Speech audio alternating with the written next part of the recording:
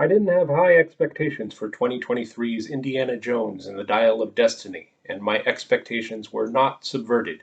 Well, actually, my hopes were gotten up a little when I heard the present day segment of the movie would start with an elderly Dr. Jones in 1969 grieving for the death of his son in Vietnam, finalizing a divorce with Marion, and feeling unappreciated by students. I thought, yeah, good idea. Undo the sappy ending from Crystal Skull and make Indy a desperate old loner.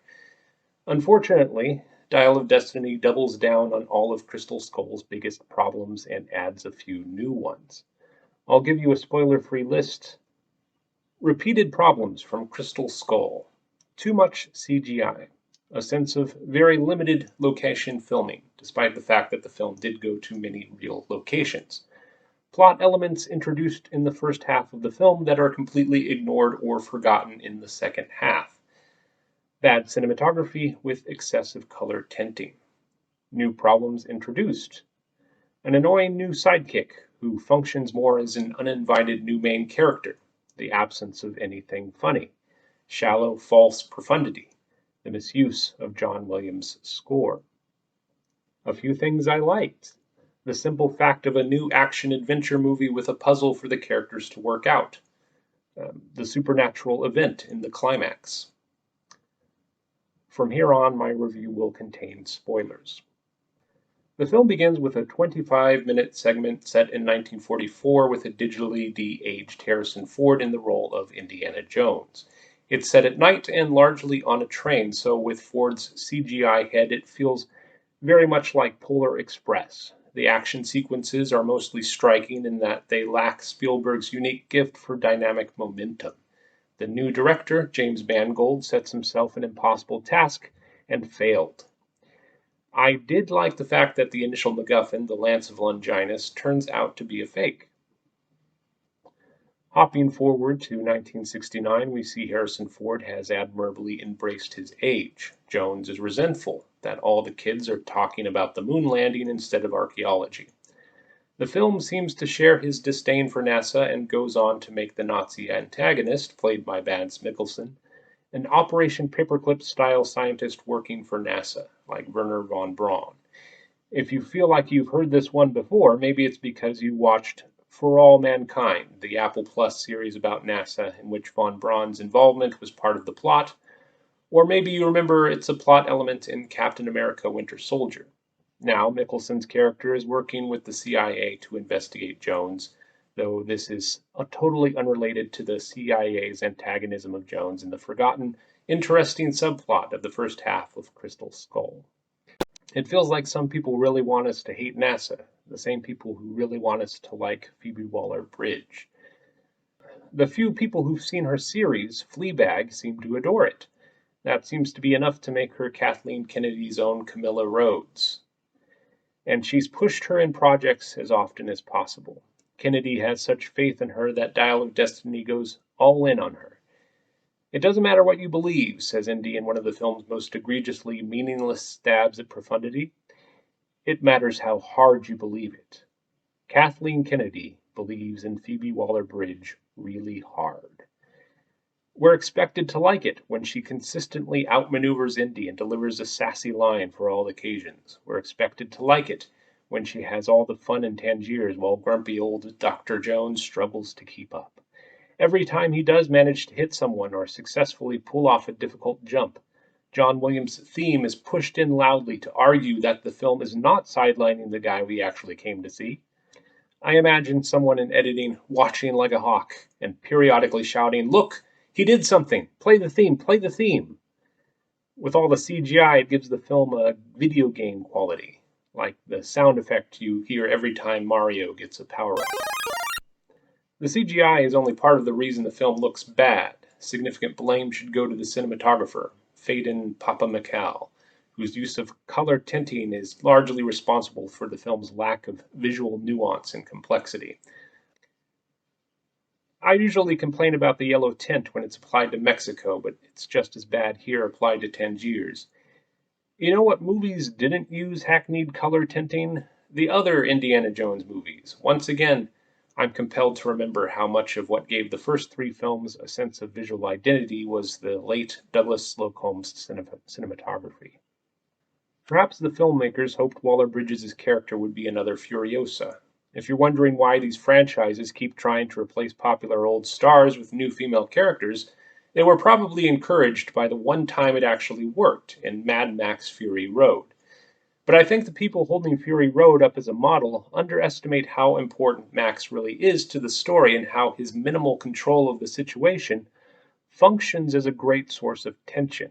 The audience is interested in Furiosa's behavior, but Max's hopeless situation is far more captivating and his escape is more satisfying. Furiosa's story is interesting enough to make it a truly interesting moral dilemma when Max is put in a position to decide whether or not he's going to help them. Helena, Waller-Bridges' character in Dial of Destiny, doesn't work like Furiosa because she's not as intriguing or as charismatic. We don't know right away why Furiosa is turning rebel, but George Miller establishes a sense of a world so quickly and solidly and uses composition and editing to make us interested in Charlize Theron's apprehensive and calculating expressions that we're compelled to study the situation to try to piece it together. Helena's motives for betraying Indy and trying to ditch him are never clear and seem to contradict other pieces of information we're getting.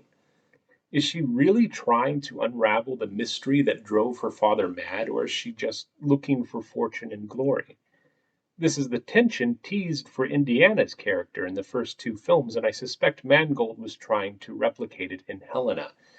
But while the original films clearly show to Indy why he shouldn't go down the fortune and glory route, we never get that for Helena, nor is her pathological hatred of Indy ever credible or interesting. She accuses him of not assuming the role of a godfather and taking her under his wing when her father died. Since we never know the circumstances under which Indy learns of her father's death, or if someone else assumed guardianship of Helena, we have no idea how negligent Indy's actually being. I suppose it's similar to Marion in Raiders, nursing a hatred for Indy because he left her at a young age when she was infatuated with him. But that was more effective because the issues between the two are established right away, while in Dial of Destiny, we don't get Helena's reasons until some time into the film. The lack of any possibility of romantic tension between the two also makes it less interesting. One popular recent criticism of Raiders of the Lost Ark is that Indiana Jones, for all his efforts, actually has no effect on the fate of the Ark. If he hadn't gotten involved, the Nazis would have found it, and their heads would have melted just the same.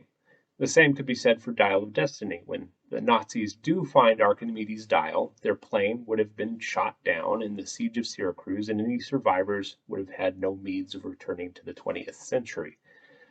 I did actually like the time travel element and the shots of the planes flying into time fissures in the sky. I wish the depiction of ancient Syracuse had been more interesting. It kind of reminded me of the Time Monster, the Doctor Who serial that so nicely built up tension and weirdness about the possibility of connecting with the far distant past, only for the latter portion of the story to resort to the usual ancient Grecian style costumes, makeup, and sets.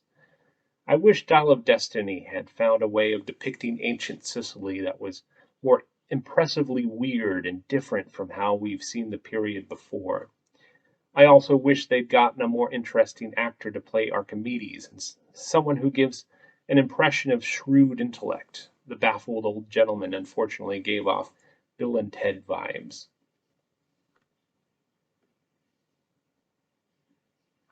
This leads to the single most loathsome part of the film, when an apparently mortally wounded Indy decides to stay in the past, but Helena countermands his decision by punching him, knocking him out. He wakes up back in his apartment in 1969, Marion shows up, and they reconcile, and Helena swaggers off, satisfied that she's saved the day. How do I dislike this ending? Let me count the ways. First of all, I really hate the lazy plot device of the punch-out. Do you know how hard it is to safely knock someone unconscious? This is why Star Trek invented the Vulcan nerve pinch. We don't see punch-outs really in the original Indiana Jones films either. Even Marion was obliged to use a frying pan when she knocked a guy out. I guess you could say it was easier for Helena to knock Indy out since he was bleeding from a gunshot wound to the chest.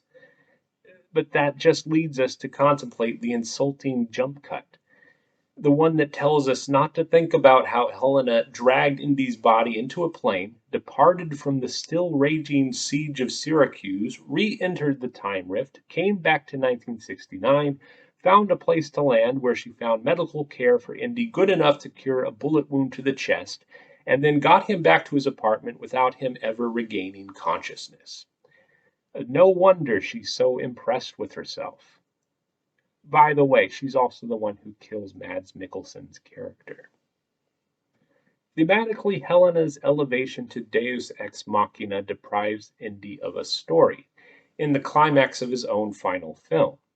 In previous films in which the climax features Indy having an epiphany, what Indy learns here is that he's a doddering old fool who needs to let his superheroine goddaughter make decisions for him. Thank you so much, Miss Kennedy. The film may have cost $295 million, becoming one of the most expensive movies ever made. It may be the box office flop that becomes the final nail in Disney's coffin. But at least you made it clear how much you truly hate us. I guess that's kind of punk. By the way, the movie has Indy framed for murder in the first part of the film, one reason he's forced to flee the country, but forgets about it. When Indy and Helena meet Archimedes, Indy realizes Archimedes made the dial specifically to bring people to the past to rescue him from the siege. We never find out how this is resolved or if it is. To be fair, the script was only in development for over a decade. Indiana Jones and the Dial of Destiny is now in theaters worldwide.